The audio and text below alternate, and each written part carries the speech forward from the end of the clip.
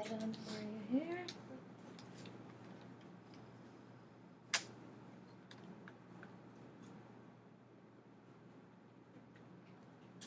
So I-31 in the original problem was in parentheses 3x plus 5 to the 7/3 power plus 21 equals 150.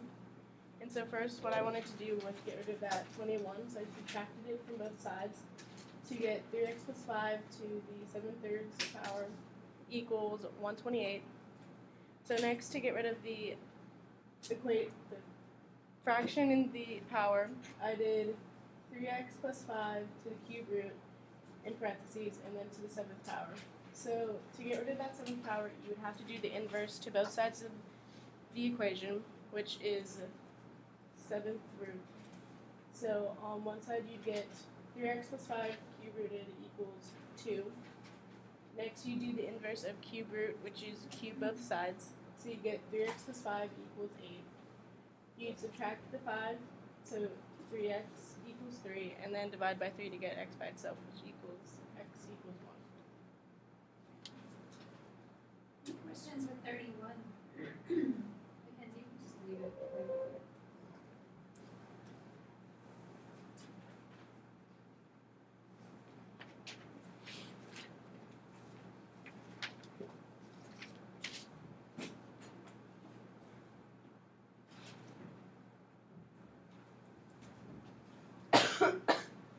Okay, so number 35, and the original problem was x minus 10 equals the square root of 9x. So then to get rid of the square root, you would square both sides. You get x minus 10 squared equals 9x. And then when you expand that, you get x squared minus 20x plus 100 equals 9x. And then to set that one equal to 0, you would subtract 9x from both sides. You get x squared minus 29x plus 100 equals 0. When you factor that out, you get x minus 25 times x minus 4.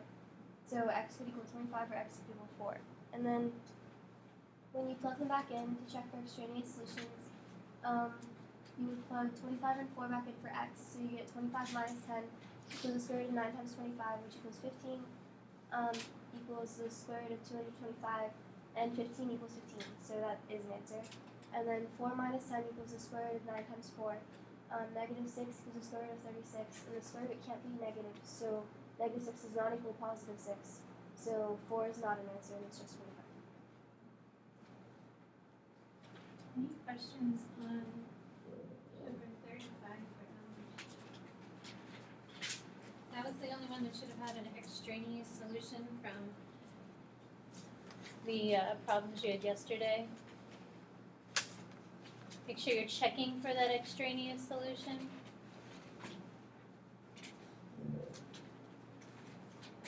There we go.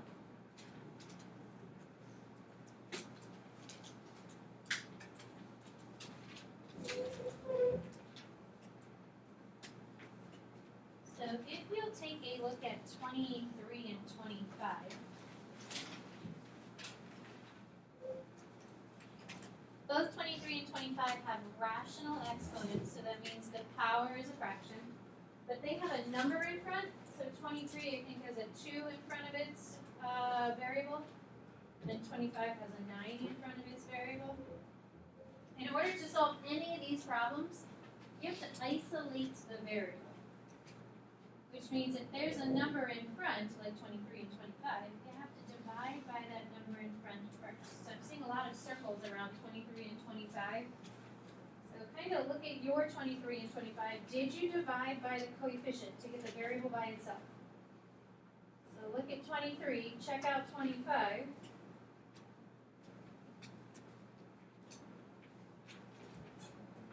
So before you do anything with that exponent, you've got to get the variable by itself, which means you have to divide by the number in front. So there.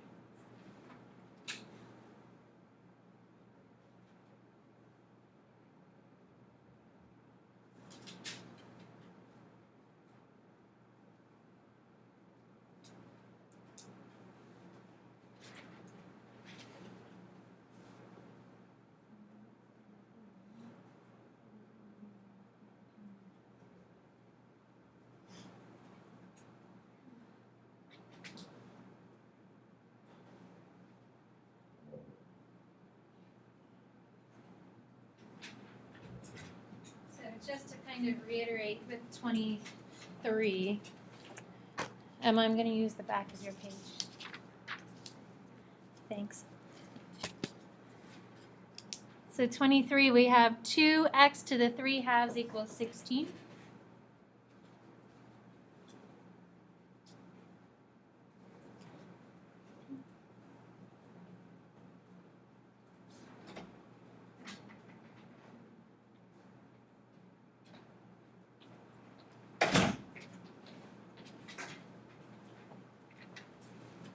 And before you do anything with the exponent, the power, the first step of all these problems was that the variable had to be isolated, or the radical had to be isolated. This is still a radical, it's just not in radical form yet. So in order to isolate it, we need to divide by 2 first. And that is with any problem when you're solving for x. Even if it didn't have an exponent, and it just said 2x squared, you still have to get x by itself. So the x can't have a number in front of it. It can't have a number next to it that you're adding or subtracting. After you divide by 2, then we have x to the 3 halves equals 8.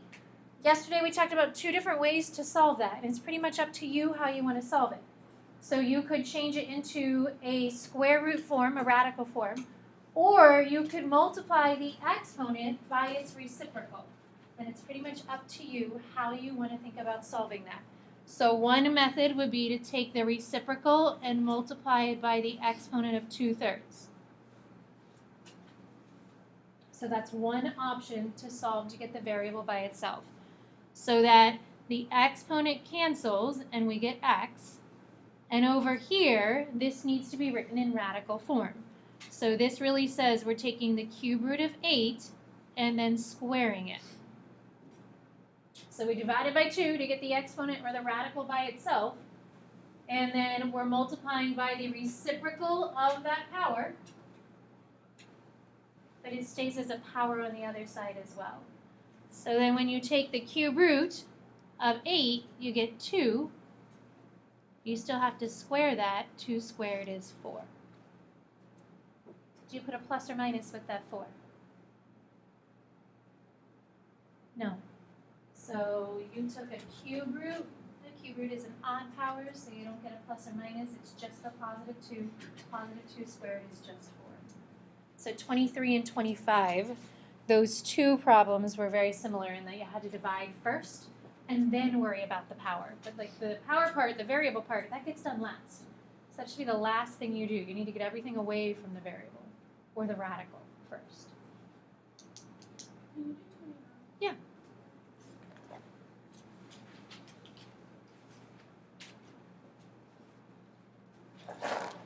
So 29, we have a third x minus 11. And then that has parentheses with a 1/2. And it says equals 5.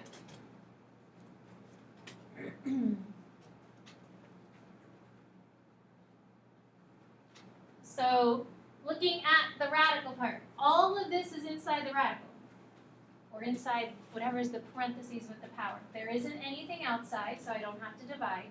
There's not anything back here being added or subtracted that we have to take to the other side.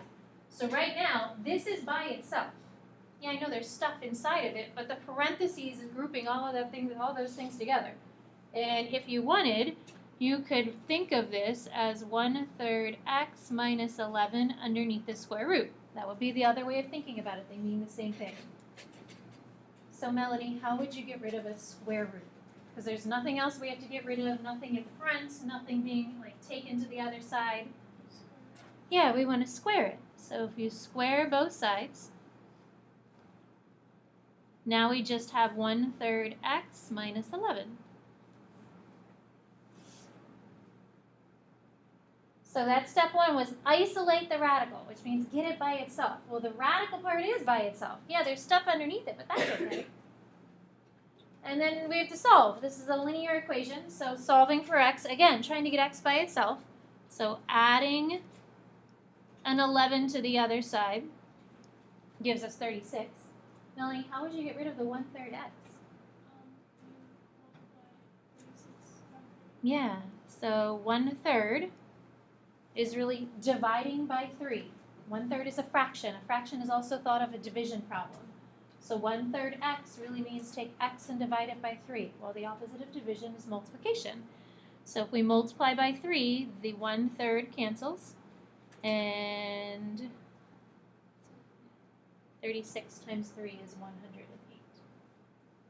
No plus or minus there, because we didn't take the square root to solve the problem, we actually squared it to get rid of the square root to solve the problem.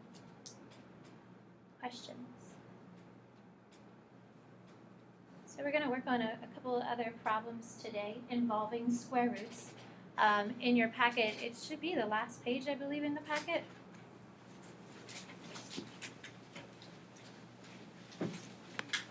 It could be like the front of the last page.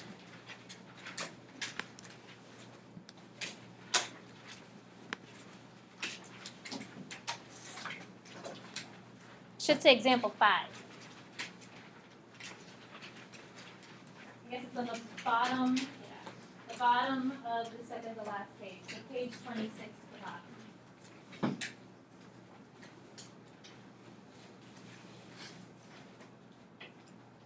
I would divide that in half. So divide that bottom section in half. If you typically write large, you might want to write a little smaller.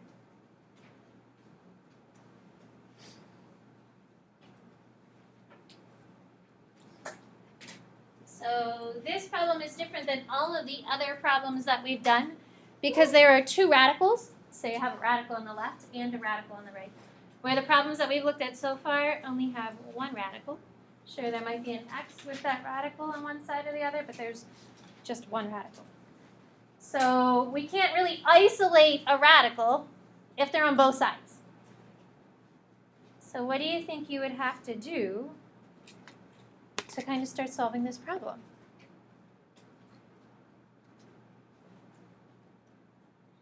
Jillian? Would you square the whole first part? Yeah, because we have to try and get rid of the radicals. And the only way to get rid of a square root is to try and do the opposite. So we're going to square the whole thing. Like both sides we're going to try and square. So if you look on the right side, we're going to square the whole right side. There's 2 things there. We have to put parentheses because that's a quantity. You can't just square each piece individually. A plus sign groups things together and makes it a quantity. So we have to put a parenthesis around that set and square it. Same thing with the other side. We're also going to square that other side, but there's just 1 square root. There isn't anything else on the right side. So Julian, on the right side, when you have the square root of 10 minus 3x and then that's squared, that just becomes, 10 minus 3x. right, so this just becomes 10 minus 3x. I'm going to leave myself a little space here. But on the left side, yesterday we said if there's a quantity squared, what happens with a quantity squared, Odette? You square everything, but it means that there are 2 of them. So yesterday we said if you have x plus 2 squared, that really means you have x plus 2 and a second x plus 2. It becomes a foiling problem. So when something is squared, it means that that whole quantity is doubled. It's there twice. I'm going to write this twice. So we have the square root of x plus 6 and then plus 2. And then again we have the square root of x plus 6 and then plus 2. So when you're squaring a quantity, something that's grouped with a plus or a minus sign, that means that that quantity is doubled. So just like x plus 2 squared means we have x plus 2 times x plus 2, if this whole quantity is squared, it also means that it's doubled, that there are 2 of them. So now we're going to have to try and FOIL this. And this goes back to the beginning of the chapter when we were trying to multiply square roots. So it's a little tricky. We're going to see if we can multiply these together. So FOILing it. This is still FOILing. Odette, we have the square root of x plus 6 times the square root of x plus 6. Those are the first terms. So what does that give us? Yeah, that's just x plus 6. Because when you multiply a square root times the same square root, they cancel each other out. That's like squaring it. So that's just x plus 6. So that's the first term. FOILing then with the outer term, we have the square root of x plus 6 times 2. So you would write that, it's a positive 2, so we would have 2, and then the square root of x plus 6. When you're taking a square root and you're multiplying it by something, that number goes in front that you're multiplying by. So now we have the inner term, which would be these two right here. That's another 2 times the square root of x plus 6, so that gets written in front. And then finally, the last terms are 2 times 2, which is 4.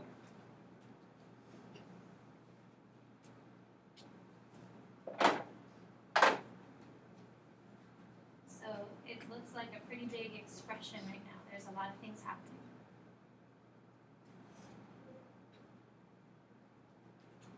You can combine all of your like terms. Julia, what would we get if we combined some of the like terms here? You get x plus 10 plus 4 plus 4 square root of x plus 6. Good. So the x is by itself, and then it's a plus 10. These are like radicals because they have the same radical. We can literally add the number in front. So now there are 4 of them. So all that work that we did with radicals at the first half of the chapter, which is really right before Christmas, that whole week we spent working with radicals and properties of radicals. You're allowed to add square roots together if they have the same thing underneath them. So the left side, we now were able to add things together. All right, so our goal is to solve this equation. So thinking about the equations that we've solved throughout the last 5 months of the year, what would you do next to solve this equation? Okay. So she said set it equal to 0. So how would you start to set it equal to 0? What's one thing we could do to start to set it equal to 0? How can we combine? So there's more like terms up here. So we have things that are the same on the left, same things that are similar on the right. Okay, so what do you want to move? You could subtract 10 Yeah, and then add 3x. sure. So she said we could subtract the 10, which is kind of nice. This works out a little bit nice for us because 10 minus 10, that goes away. That's nice. And then she said to add 3x because there's an x over there. So we could also try that, adding 3x. So now that gives us a 4x plus another 4 with the square root of x plus 6. Now it's equal to 0.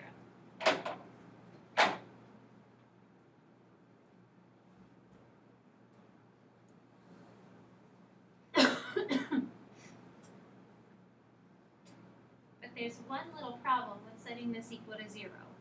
What is still in this problem? What still remains in this problem? Besides an x. What else is there besides an x?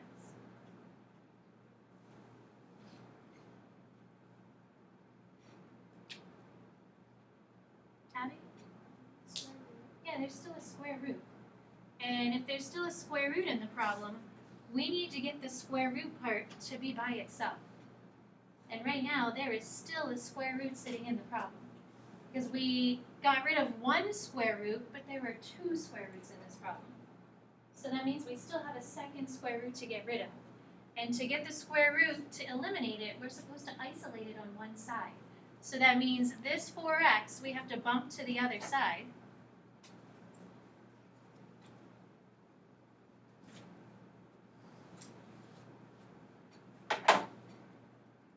Because the end result is to try and get rid of the square root. Well, we have to try and get rid of both of them then.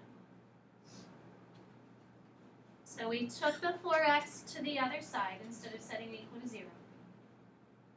And then this has a 4 in front of it. The square root has a 4 in front of it, so we might as well get rid of that as well, because it's supposed to be isolated.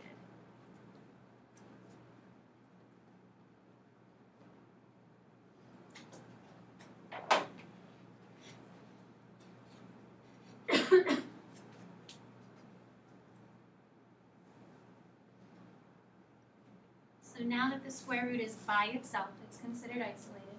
Abby, how would you finish solving this problem? Yeah, so now we're gonna go back to kind of at the very beginning. We tried to get rid of one square root by squaring both sides. We still have one remaining, so we're gonna square both sides again.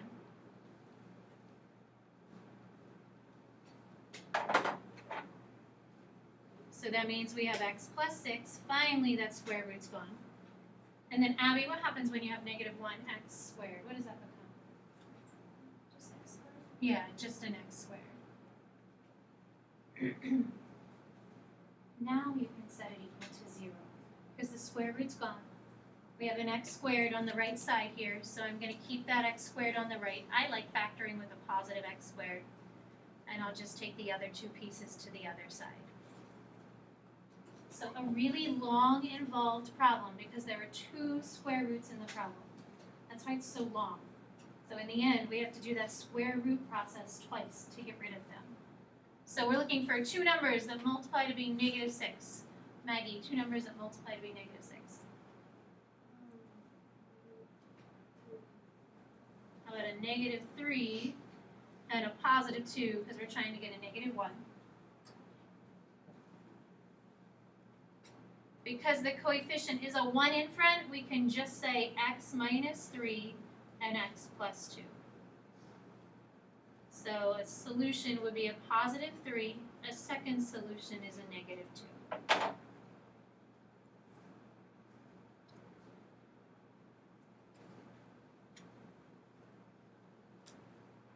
Questions? It's a really long problem.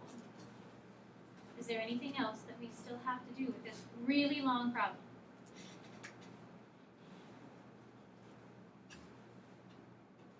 Everyone's satisfied with the answer. Julian? Why do you need to check the answers by substituting them? Yeah, you still have to check these answers to make sure they both work. Because there could be an extraneous solution. One of these, it might not be the answer. And we got through all of this work, we want to make sure that they both work, or that we find the one that doesn't.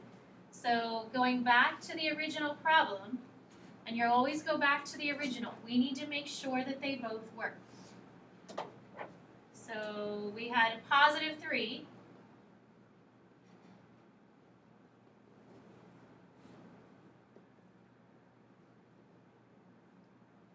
So this is the square root of 9 plus 2. And over here, it's a square root of 1. Julian, does that one work out for us? No. So going down, 3, cross it off, extraneous, it doesn't work. Trying the other one, we got a negative 2.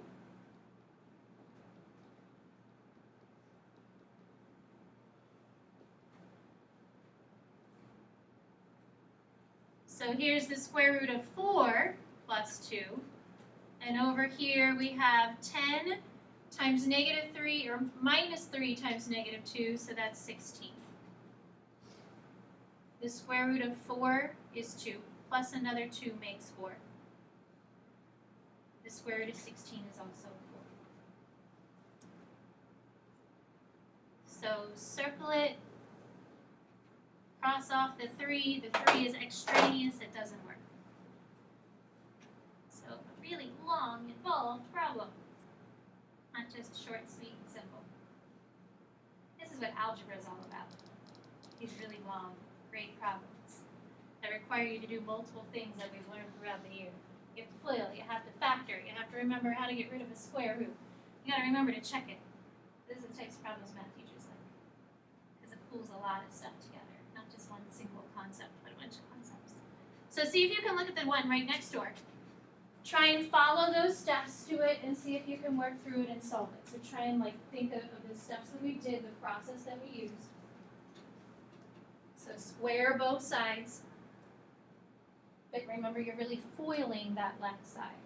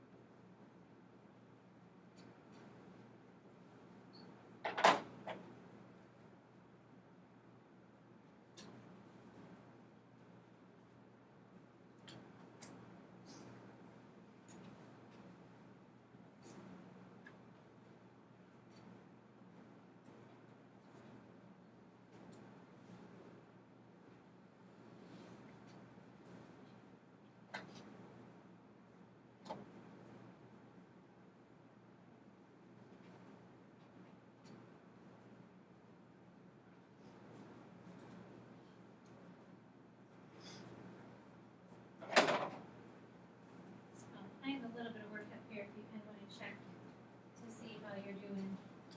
These problems are kind of created to get things to cancel for you, so that when you add the 2 and the 1 from the foiling, you get 3, but that 3 on the other side is over there so that it cancels out. And then same thing with the number in front of the radical. You have a -2 on the other side so that you can divide that number in front of the radical out. So the problems are kind of created so that you do have some things that are helping you along the way.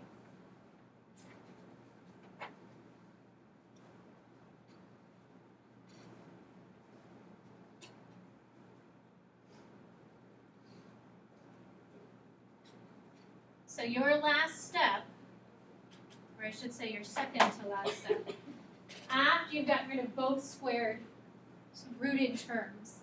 So the last step should be setting it equal to 0 and factoring. So you should end the problem with factoring. You square both sides twice to get rid of 2 different square roots. Gavin, how did you get yours to factor?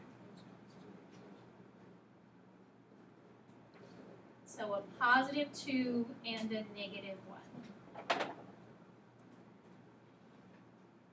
So I'll kind of leave my work up here just so that you can take a peek at it. Again, after you get through all that work, make sure that you're checking your answers. So you've done all of the work. Get credit for all of that work by taking the final step and plugging that back into the original problem. You to make sure that you find the extraneous solution.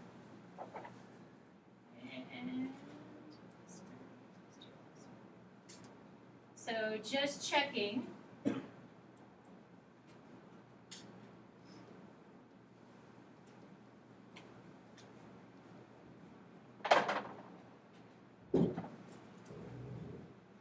To make sure that they work. So this gives us the square root of 4 plus 1. And it's supposed to equal the square root of 1. When we plug in the -1,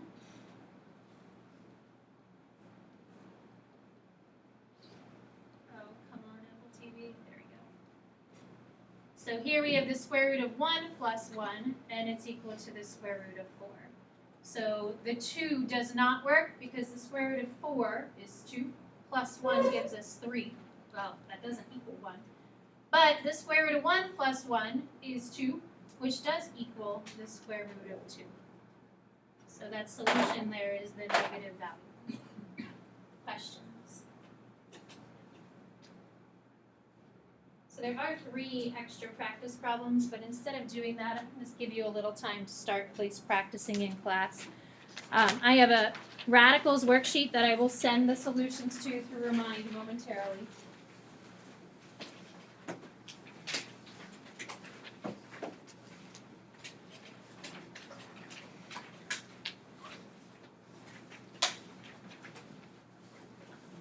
So just a little reminder, tomorrow you have a chapters 5 and 6 notebook quiz, and I saw some of you trying to organize your homework during homeroom, which is awesome, getting a head start on that.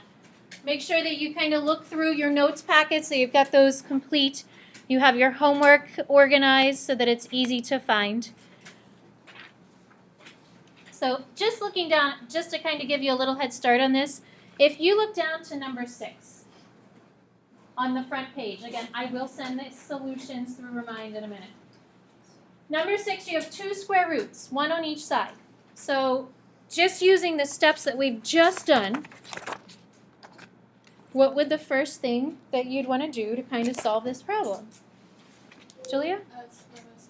Square both sides. So if there are 2 square roots, we want to square both sides. Julia, what happens when you square the square root of x minus 6? It just cancels the square root. And you get 2m minus 6. I guess that's not an x. How about the other side, Julia? The same thing cancels out the square Yeah, the same thing. It cancels out the square root. Because there's not that extra piece like the one we did in the 2 that we did in the notes. They're just both square roots. So that's the same thing for number 8. It's the same thing for number 10, and I believe it's the same thing for number 9. So, like 6, 8, 9, 10, because it's just one square root equal to another square root, those square roots just cancel out, which is kind of nice. If you flip it over on the back side, This is where it gets a little more interesting. Again, I just want to start so like you get a little head start and you understand what you need to do. So if you look down at number 17, I'm going all the way down to number 17. There's a negative 3 on the left. On the right, we have 37 minus 3n to the 1/2, and then there's also a minus n. That minus n needs to come to the other side because that 1/2 needs to be isolated. So take that to the other side first, so that n minus 3 is on one side, and I'm going to write the 1/2 as a square root.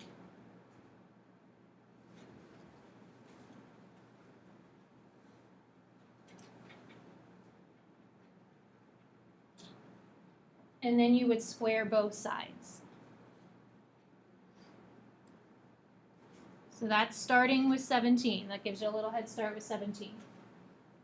I would also give you a little head start with number 18. Number 18 and number 20 are like the two problems that we just did. So you have two problems like we just did. But again, number 18, we have to also do a little rearranging.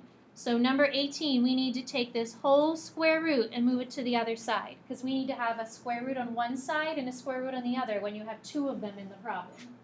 And I'm going to write them as square roots. So negative 3 minus 4x equals 1 and then plus the square root of negative 2 minus 2x. And now that looks like the problem that we just did in your packet. So 19 and 20 are like the ones right above them. You have to kind of rearrange the problem first before you start squaring both sides.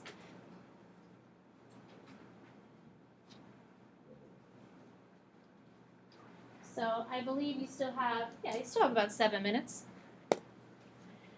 Maybe work on one of those harder problems, or if you want to like just cruise through the front page. The front page is a little more straightforward. It's the back work that's a little more interesting. You'll probably cruise through those first, I don't know, 5, 6, 7 problems on the front. Just be really careful, and you might need to put these on a separate piece of paper, especially those last 4, because those last 4 require a good bit of work. This you can write like itty bitty, which is a little tough.